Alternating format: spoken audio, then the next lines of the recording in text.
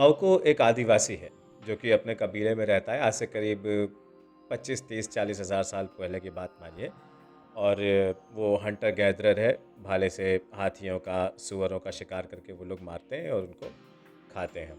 अभी अभी उन्होंने आग खोजी है तो आग जला के उसको भून के खाना शुरू कर दिया है, तो उनका दिमाग थोड़ा और ज़्यादा चलने लगा है, चीज़ें थोड़ी समझ में आने लगी हैं।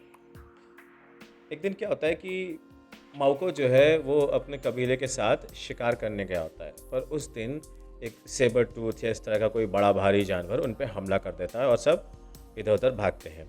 जो माउको है वो उन सब से अलग हो जाता है, एकदम अकेला छूट जाता है।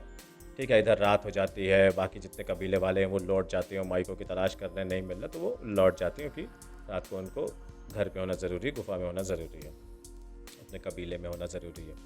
तो माउको जो है वो अकेला वहाँ पे जंगल में फँसा हुआ है, परेशान हो रहा है और उसे डर लग रहा है, उसे समझ में नहीं आ रहा क्या हो रहा है ना। अलग-अलग तरह की जंगल की आवाज़ें आ रही हैं, कहीं उल्लू बोल रहा है, कहीं चील की आवाज़ आ रही है, कहीं कुछ है ना, कोई कोई कुछ सरसरा रहा है जैसे साँप निकल रहा है, कहीं कोई भेड़िया तो ये सब आवाज़ें चल रही हैं।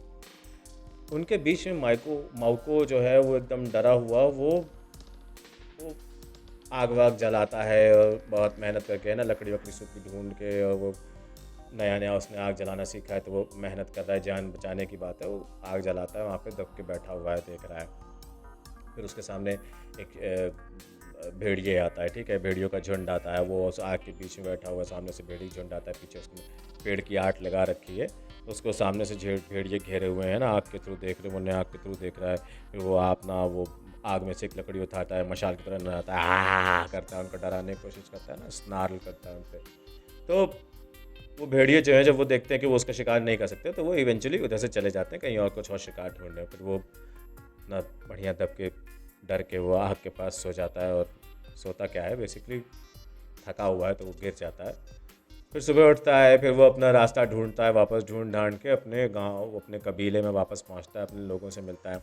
लोग उसके बड़े खुश होते हैं, कहते हैं, आ गया, आ गया, हो, है ना? एकदम माहौल बन जाता है, सब एकदम वो होने लगते हैं। एक बूढ़ी सी काकी आती हैं, जो बहुत बूढ़ी हैं, ठीक है? जो जानवरों की हड्डियों को ऐसे-ऐसे करके और उसको देखती हैं कि सीधी गिरी की उल्टी गिरी है, बताती है कि शिकार सही होगा या नहीं होगा। तो वो आके कहती हैं कि, है ना, बताती हैं कि मुझे विश्वास था कि तुम वापस आ जाओगे। वाल इससे इससे पूछते हैं कि क्या हुआ? मतलब कोई ना भी पूछे, पर इसके अंदर ये बात चल रही है कि ये ना ये बताना चाहता होगा किसी को कि उस रात को, कल रात को जब वो अकेले था, बाहर था ना, तो वो तो हुआ क्या? कैसे उसने बहादुरी दिखाई, कैसे उसने अपने आप को बचा के रखा? तो जानवरों की आवाज़ें निकाल के, वो माहौल बना के, आग-वाग का है ना, नकली आग जला के दिखा के, वो डर के, और वो जानवर आ रहा है उससे डर रहा है, फिर उसको स्नाल कर रहा है ना, गुर्रा रहा है उसके ऊपर। ये सब उसने करके दिखाया होगा एक कहानी के तौर पे, जिसकी एक शुरुआत हुई होगी कि ये है ना अपने दोस्तों के साथ शिकार करता है, जहाँ से उन्होंने रिलेट किया होगा कि हाँ हाँ हम भी इसके साथ शिकार कर रहे थे। फिर वो हमला उसने दिखाया होगा कि जानवरों का हमला हुआ, फिर सब भाग गए हैं ना, सब इधर उधर हो गए, फिर ये अकेला हो गया। अब इसके बाद उसके दोस्त भी समझ रहे हैं, इसमें कोई भाषा हो, इनका अगर उनके पास भाषा नहीं भी है मान लेते हैं, तब भी वो चूंकि इस बात से रिलेट कर गए हैं कि पहले हम थे इसके साथ में, तो वो अब समझ रहे हैं कि इसके बाद की ही घटना बता रहा है ना। वो पहले उसने वो जंगल का वो ठंड दिखाई, रात दिखाई, डरावनापन दिखाया, ठीक है? उल्लुओं की आवाज़ें निकाली और भेड़ियों की आवाज़ें निकाली, ठीक है? फिर उसने वो पत्थर कट की एक्टिंग करी होगी, फिर उसने एक आग जलाई होगी, उसको दिखाया होगा कि हाँ, उसे अब गर्मी लग रही है, अच्छा लग रहा है ना? फिर वो उसके पास सोने की कोशिश कर रहा है, अचानक से उसके सामने भेड़िया आ गए होंगे, फिर वो उनसे डर रहा होगा, फिर तो भेड़ियों को करके बता रहा होगा ना कि ये भेड़िए हैं। इसकी जितनी ऑडियंस है वो समझ रही होगी, हाँ, हाँ, हाँ, भेड़िया आ गया, आपके सामने बैठा था।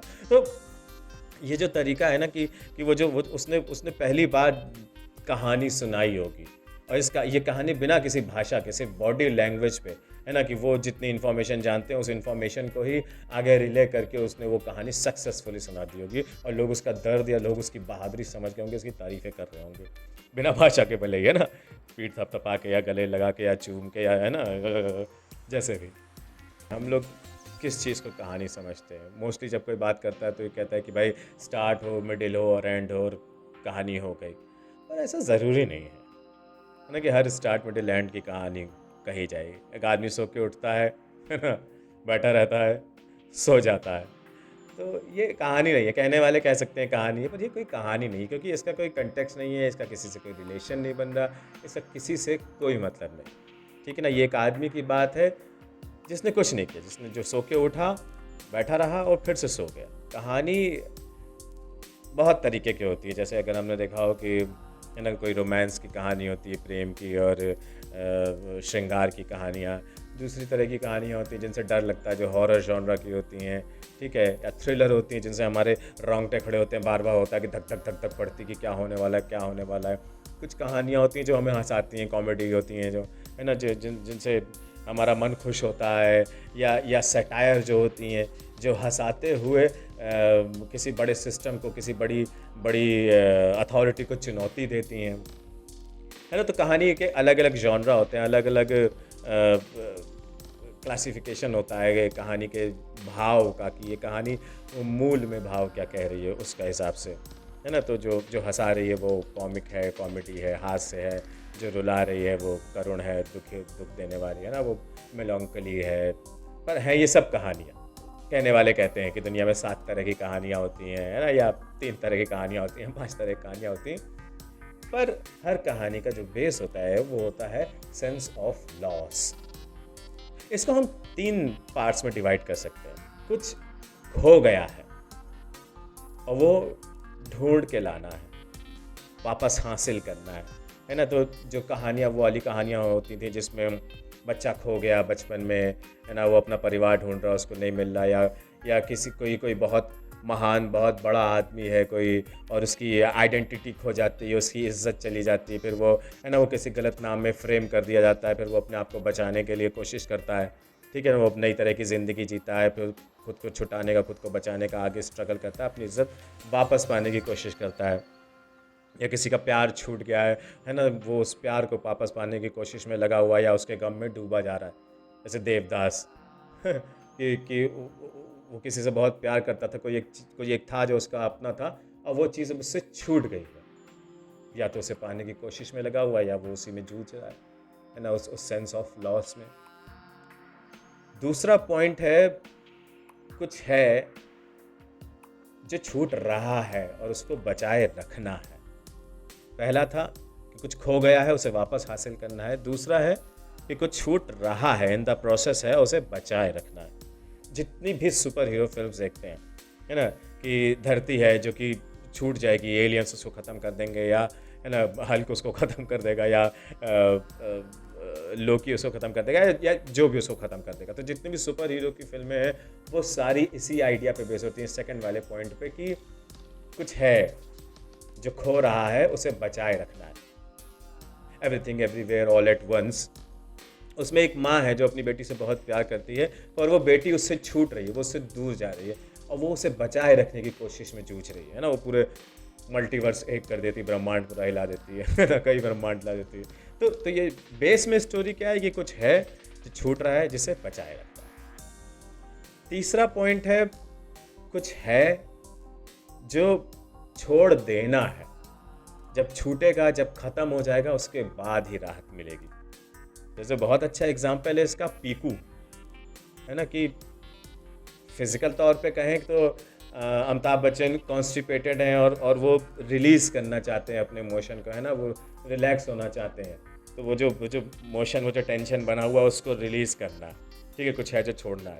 और अगर इसको इमोशनल तौर पे देखा जाए तो वो वो अपनी बेटी को नहीं छोड़ पा रहे। उनको दिख रहा है कि उनकी बेटी बहुत बड़ी हो गई है ना, उसकी अपनी ज़िंदगी जीने की उम्र है, पर वो मेरे साथ ही बंधी रहती, मेरे साथ ही चीज़ों में इन्वॉल्व रहती, मुझे लेके जा रही, मुझे ला रही है ना, मतलब मेरा जो भी जीना चल रहा है वो उस पर एकदम निर्भर है, उसकी अपनी कोई ज़िंदगी नहीं बच रही है। तो ये जो सेंस है ना कि मैं अपनी बेटी को छोड़ दूँ, या भले ही आदमी एक्सेप्ट नहीं कर रहा है, पर सबकॉन्शियस में उसके अंदर यही एक चीज़ है कि ये सेंस छूट जाए तो राहत मिले बेटी को और उसे भी। ये 3 आइडियाज़ हैं कि कुछ है जो खो गया है, जिसे वापस हासिल करना, या उसका बदला लेना, या है ना, तो वो सुकून मिलेगा।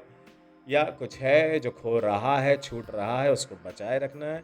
या कुछ है जो छूट जाए तो ही राहत मिलेगी। ये मोस्टली एग्जिस्टेंशियल जो फिल्में होती हैं, जिसमें आदमी अपने व्यक्तित्व को, अपने अस्तित्व को समझता है और फिर उससे बाहर निकलता है और फिर कुछ नया बन जाता है ना, उस टाइप। जैसे जैसे गाइड है कि एक कॉन मैन है ना, तो उसकी कॉनिंग, वो कौन कर रहा है, कौन कर रहा है, लोगों को बेवकूफ़ बना रहा है, और उस बेवकूफ़ बनाते बनाते ना वो खुद संत हो जाता है। तो उसका वो जो छल था वो छूट गया, उसका जो झूठ था वो छूट गया, उसका जो कौन था वो सच हो गया उसके लिए। कहानी के बारे में एक और बहुत ज़बरदस्त बात है, वो ये कि कहानी हमेशा हमेशा कंटेक्चुअल होती है। एक आदमी है ना, वो सो के उठता है और बैठता है और फिर सो जाता है, इसका कोई कंटेक्स्ट नहीं है। वो आदमी कौन है हम नहीं जानते, वो क्या करता है नहीं जानते, वो क्यों सो रहा है हम नहीं जानते, वो क्यों उठा है, उसने उठ के कुछ नहीं किया, है ना, तो वो उसकी ज़िंदगी पे क्या फ़र्क पड़ रहा है हमें नहीं पता चल रहा। कई बार कहानियों में, फिल्म्स में, नॉवेल्स में, स्टोरीज़ में, है ना, टीवी सीरियल्स वगैरह में कहानी के पहले कोई कोई सीन, मतलब फिल्म शुरू होने से पहले एक एक प्री सीन होता है जो कि कहानी से काफ़ी अलग होता है ना, वो अपने आप में एक अलग घटना होती है, पर वो कहानी का बैक स्टोरी होती है। ठीक है ना, कि कहानी किस मुद्दे पे बेस की जाएगी, कहानी के जो पैरामीटर्स हैं, जो मैग्जिम्स हैं, जो जो उसके पिलर्स हैं, कि भाई वो जो बांध दी गई है, वो जो रिंग बनाई जाएगी कहानी को बांधने के लिए, जो बॉक्स बनाया जाएगा, वो बॉक्स होता है वो पहला सीन या वो पहला पैराग्राफ या वो पहला पेज। ठीक है, मगर जो असली कहानी होती है वो शुरू होती है जब पहला इवेंट होता है। उससे पहले आप कैरेक्टर को इंट्रोड्यूस करते हैं, उसकी सिचुएशन इंट्रोड्यूस करते हैं, उसकी कंडीशन इंट्रोड्यूस करते हैं, उसका, है ना, उसकी प्रॉब्लम्स इंट्रोड्यूस करते हैं। उसके बाद जब हम इतना इंट्रोडक्शन दे देते हैं, जब हम ऑडियंस को रिलेट करा देते हैं कि हम किसकी बात कर रहे हैं, है ना, हम इस आदमी की बात कर रहे हैं, इस वस्तु की बात कर रहे हैं, समय की बात कर रहे हैं, जगह की बात कर रहे हैं, हम किस चीज़ की बात कर रहे हैं, जब हम ये रिलेट करा देते हैं ऑडियंस को, तो उसके बाद हमें ये पता चलता है कि उसके बाद कोई एक इवेंट होता है, कोई एक घटना घटती, किसी का एक्सीडेंट हो जाए, है ना, या कोई किसी को गोली मार दे, या है ना, कोई कोई आत्महत्या कर ले, या जिस भी तरह की चीज़ें, कोई कोई अच्छा इवेंट भी हो सकता है, किसी की शादी हो। पहली घटना जब घटती है वहाँ से कहानी शुरू होती है। तो ये जो पहली घटना है ये होता है कहानी का स्टार्ट। प्रोटैगनिस्ट है जो अंडरडॉग होता है, जिसको देख के कोई ये नहीं कह सकता कि ये कहानी का हीरो बन सकता है, पर फिर इवेंचुअली वो उस घटना के बाद मजबूर होता है और उस काम को करना शुरू करता है। ठीक है, अब वो करने लगता है, करने लगता है, बढ़ने लगता है, बढ़ने लगता है, वो उसने जो भी रास्ता पकड़ा होता है, इस रास्ते में आगे बढ़ रहा होता है। आगे बढ़ते बढ़ते एक मोमेंट आता है, जिस मोमेंट पे फिर एक घटना घटती है। ठीक है, और उस मोमेंट पे उसको चूज़ करना पड़ता है कि वो इस रास्ते जाएगा या उस, मतलब उसका जो रास्ता होता है वो घोषित हो जाता है कि ये गलत रास्ता था, तुम इसके थ्रू आगे नहीं बढ़ सकते। एक ऐसा क्लिफ हैंगर आता है या ऐसी कोई प्रॉब्लम आती है, वो आता है हमारा मिडिल पॉइंट। जब मिडिल पॉइंट जब आगे निकलता है तो हीरो जो है वो कुछ नया मोटिवेशन लेता है, कोई नई एक चीज़ सोचता है, कोई कोई नए तरीके से आगे बढ़ता है, और है ना, कोई कोई पात्र आता है, कोई कोई साथी मिलता है उसको, कोई वस्तु मिलती है उसकी, और उसके सहारे वो अपने आप में थोड़ा बदलाव ला के आगे बढ़ता है, आगे बढ़ता है, और फिर वो एंड मोमेंट पे आता है, क्लाइमैक्स मोमेंट पे आता है, जहाँ पे उसको एक बलिदान देना होता है। ठीक है, अब ये निश्चित बात है, हीरो जो है वो यहाँ तक पहुँचते पहुँचते उसने अपने जीवन में एक रास्ता चुना, उस रास्ते पे आगे बढ़ता गया, उसको घमंड होने, उसको लगने लगा वो कुछ भी उखाड़ लेगा। उसके बाद उसको एक झटका लगा, उसको लगा कि वो गलत रास्ते पे है। फिर उसको एक साथी मिलेगा जो उसको ये समझाएगा कि दोस्त तुम कुछ भी कर सकते हो, उसे विश्वास दिखाएगा। अब ये साथी पहले और बाद में मिडिल के आगे पीछे दोनों तरफ मिल सकता है। ठीक है, फिर वो उस पर विश्वास करेगा, फिर वो आगे बढ़ने की कोशिश करेगा, अपने आप को बदलेगा, चीज़ें चेंज होंगी, और फिर वो एक नए रास्ते पे चलते हुए कुछ नया सीख के क्लाइमैक्स पे पहुंचेगा, जहाँ पे उसकी परीक्षा होगी, उसने जो नया सीखा है उसको। अब यहाँ पे पहले वो मार खाएगा, हारेगा। ठीक है, चाहे सिचुएशन उसको मार रही हो, चाहे विलन उसको मार रहा, चाहे उसकी उसका भाग्य उसको मार रहा, पर वो आखिरी से पहले प्री क्लाइमैक्स में मार खाएगा। उसके बाद जब वो टूट चुका होगा, जब उसके सामने एक बात आएगी, एक ऑप्शन आएगा कि अब तुमको दोस्त सेक्रीफाइस करना है। किस चीज़ का?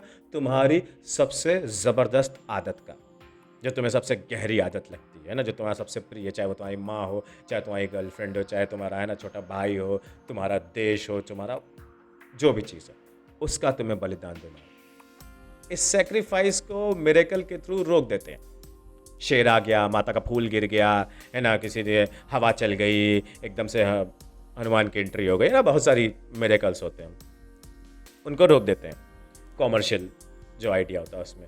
मगर वहीं जो जो रियल है, जो जो जो सच दिखाने में विश्वास करते हैं, वो हो जाने देते हैं उस सेक्रीफाइस को, है ना। उसकी माँ मर गई, उसका खेत लुट गया। तो प्रेमचंद की वाली कहानी ना, जिसमें वो भागता है, किसान भागता है और पूरे उसको जब तक सूरज डूब नहीं जाता तब तक वो जितनी ज़मीन नाप लेगा उतनी ज़मीन उसकी हो जाएगी। वो भागता रहता है, इवेंचुअली एकदम आखिर में वापस लौटते लौटते बस 1 मीटर दूरी ना वो बेहोश होकर गिर जाता है, मर जाता है, पर वो ज़मीन नहीं पा पाता क्योंकि वो पूरा वो चीज़ नाप नहीं पाता, है ना। तो ये आर्ट हो गया, ये आर्ट्सी हो गया, ये रियल हो गया, ये बेसिकली सच्चाई हो गई है ना, रियलिटी हो गई। वहीं अगर ये कॉमर्शियल होती तो वो इवेंचुअली, अगर इस पे कॉमर्शियल सिनेमा बने, कॉमर्शियल कोई किताब लिखी जाए, कोई इसको अडेप्ट करेगा, तो वो इवेंचुअली किसी तरह से, किसी आंधी आ जाए या वो बच्चा कूद के अपने पिता को खींच लाए, कुछ हो जाएगा और वो आदमी वो पार हो जाएगा, उसको वो ज़मीन मिल जाएगी। तो प्रोटैगनिस्ट के बाद आता है हमारा उसका मिरर अपोजिट, जो कि होता है एंटैगनिस्ट, है ना। जो कि हीरो के सामने हर तरह की प्रॉब्लम पेश करता है, उसको जीने नहीं देता है, उसका जीना दूभर कर देता है और इवेंचुअली हीरो उसको मार के अपनी समस्याओं को दूर करता है, दुनिया की समस्याओं को दूर करता है, सबका उद्धार करता है, बढ़िया भला करता है, ठीक है। तो एंटैगनिस्ट बेसिकली विलेन जिसको कहते हैं। अब वो सिचुएशन भी हो सकती है किसी की, वो कोई आदमी भी हो सकता है, कोई वस्तु भी हो सकती है, मौसम भी हो सकता है, भगवान भी हो सकता है, कुछ भी हो सकता है, ठीक है। ये कहानी पर डिपेंड करता है। पर जो एस्पेक्ट, जो जो प्रिंसिपल है वो ये है कि जो प्रॉपर्टीज़ होंगी एंटैगनिस्ट की, वो प्रोटैगनिस्ट की प्रॉपर्टीज़ के अपोजिट ही होंगी। कि अगर अगर प्रोटैगनिस्ट लाइट में बिलीव करता है तो एंटैगनिस्ट डार्कनेस में बिलीव करता है ना। मतलब प्रोटैगनिस्ट जितना ज़्यादा लाइट में बिलीव करेगा, एंटैगनिस्ट उतना ज़्यादा डार्कनेस में बिलीव करेगा। ये एक फैक्टर है जो बराबर हमेशा रहेगा, तभी इन दोनों के बीच में क्लैश होगा। अगर ये कम हो जाए कि जो प्रोटैगनिस्ट है वो लाइट में बिलीव करना कम कर दे, तो ये एंटैगनिस्ट इसको खा जाएगा, ख़त्म कर देगा। और वहीं वाइसी वर्सा, है ना, कि अगर एंटैगनिस्ट आपका डार्कनेस से बिलीव करना कम कर दे तो प्रोटैगनिस्ट उसको मार देगा, ठीक है। तो ये जो बैलेंस है ये हमेशा बना रहता है। तो हमारा हीरो जिस भी कंडीशन में रह रहा है, सिचुएशन में रह रहा है, उसका जो भी कंफर्ट लेवल है, उसकी सोसाइटी जैसे रह रही है, या वो अपने गोल को आगे परस्यू कर रहा है, उस गोल को परस्यू करने में उसके सामने जो प्रॉब्लम आ रही है ना, जो कि एंटैगनिस्ट क्रिएट की हुई है, अब वो एंटैगनिस्ट चाहे नेचुरल हो या सुपर नेचुरल हो, ठीक है। तो वो जो प्रॉब्लम्स हैं, वो जो हिंड्रेंसेस हैं, वो जो ऑब्स्टेकल्स हैं ना, वो उसका कॉन्फ्लिक्ट है। आप सड़क पे गाड़ी चलाते हो जा रहे, एकदम से आपको सड़क पे पेड़ पड़ा हुआ मिलता है, तो वो पड़ा हुआ पेड़ है सड़क पे, कि जो हीरो को आगे चलने से रोकता है, वो कॉन्फ्लिक्ट होता है। As simple as that. कई बार क्या होता है कि अगर हीरो के सामने हीरो बनने की कोई वजह ना हो तो वो हीरो कभी बनेगा ही नहीं। मतलब कहने का मतलब कि मान लीजिए कोई एक ऐसा आदमी है जिसके आसपास कोई नहीं है, कोई परिवार नहीं है, वो देश में विश्वास नहीं करता, वो है ना, वो धर्म में विश्वास नहीं करता, वो किसी भी चीज़ में विश्वास नहीं करता जिस पर सोसाइटी विश्वास करती है, तो उसकी कोई कहानी नहीं बनेगी, क्योंकि वो कॉन्फ्लिक्ट से कभी भी इंट्रोड्यूस नहीं होगा। क्योंकि आप जितना ज़्यादा रिलेशनशिप्स में आएंगे उतने ज़्यादा आपके सामने कॉन्फ्लिक्ट्स आएंगे। Conflicts are like directly proportional to relationships only. एक तरह के कैरेक्टर होते हैं जो कि हीरो को बताते हैं कि वो हीरो, जैसे जामवंत ने हनुमान को बताया कि भाई तुम हनुमान हो, तुम महाबली हो, तुम कुछ भी कर सकते हो ना, तुम वायु में उड़ सकते हो, तुम अपना आकार बदल सकते हो, तुम हनुमान हो, ठीक है, सिर्फ हनुमान नाम नहीं। तो ये जो सपोर्टिंग कैरेक्टर्स होते हैं ये हीरो को आगे बढ़ाने में मदद करते हैं, ठीक है। ये उसकी गर्लफ्रेंड हो सकते हैं, उसकी माँ हो सकते हैं, उसका जैसे रॉकस्टार फिल्म में हमारे कुमुद मिश्रा जी का जो कैरेक्टर था, है ना, वो कैंटीन वाले जो उसके मैनेजर बन जाते हैं हमारे जॉर्डन के। तो इस तरह के कैरेक्टर, अगर वो आदमी ना हो, वो कैरेक्टर ना हो आपकी कहानी आगे ही नहीं बढ़ेगी, क्योंकि हीरो मोटिवेट नहीं होगा। वही होते हैं जो हीरो को ब्लैक और वाइट के बीच में झुलाते हैं, अदरवाइज हीरो कुछ भी ना करे, कोई भी कुछ भी ना करे, कोई कॉन्फ्लिक्ट ना हो। ये सपोर्टिंग कैरेक्टर्स जो होते हैं, जैसे मंत्रा थी, है ना, मंत्रा ने कैकेयी को भड़काया, फिर कैकेयी ने दशरथ को भड़काया, मतलब मजबूर किया, ठीक है ना। तो ये सपोर्टिंग कैरेक्टर्स हैं जिन्होंने आगे ये बात आगे बढ़ाई कि राम जंगल में जाए और जंगल में जाके फिर उसके बाद रावण की हत्या करे। वैसे अगर डिटेलिंग करी जाए तो बहुत लंबी बात हो सकती है, इस पर कई घंटों की बात हो सकती है, एक्चुअली कई एपिसोड्स बन सकते हैं, उस पर मैं काम करूँगा अभी। तो अगर आप लोग आगे कुछ और बात करना चाहते हैं, इसके विषय में कुछ और बात करना चाहते हो, कोई आपके सजेशंस हो, कुछ आप अपनी तरफ से कहना चाहते हो, तो प्लीज़ कमेंट में कहें ज़रूर। और पिछले कमेंट में जो बात कही गई है उस पर मैं आऊँगा, बहुत जल्दी आऊँगा, थोड़ा और बात आगे बढ़ने दें। तो अभी के लिए फ़िलहाल इतना ही मुझे लगता है। Thank you so much.